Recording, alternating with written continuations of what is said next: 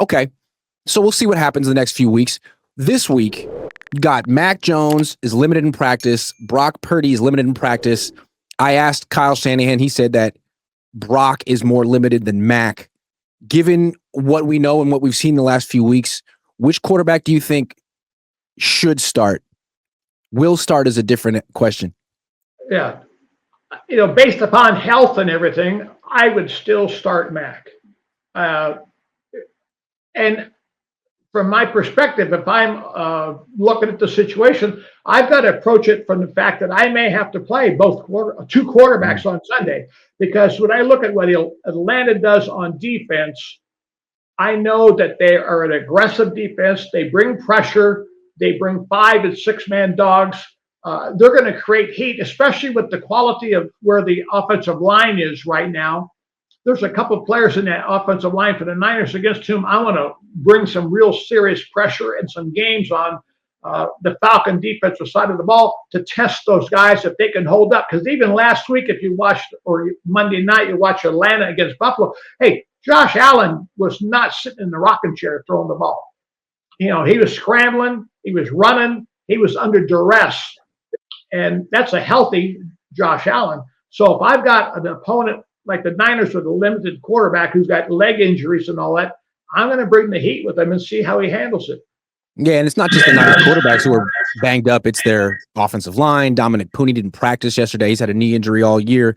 So it seems like this is how they want to play defense, and the Niners are vulnerable to it. So, yeah, it seems to me that I wouldn't play Brock in this game because you're invested so much in him. You've already had him re-aggravate the injury once. If he goes out there and re-aggravates it a second time, it's a scandal. And if he loses, it's a big story. If Mac Jones plays and loses, it's not catastrophic. And if he gets injured, it's not catastrophic. Prize Picks will give you $50 when you play your first $5 lineup. Win or lose, you'll get $50 for playing. Use promo code COHN, C-O-H-N, and download the app now.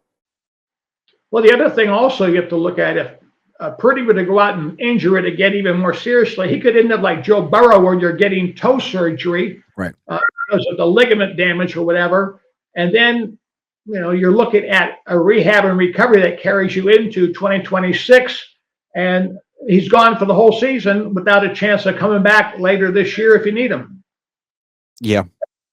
Also, it seems like for Brock to give the Niners the best chance to win, he needs to be pretty close to 100% healthy, because such a big part of what he does is run around. Yeah, his mobility is a tremendous asset for him. Obviously it's well noted and seen that he doesn't have great arm talent. He's got good enough arm talent, but not outstanding arm talent.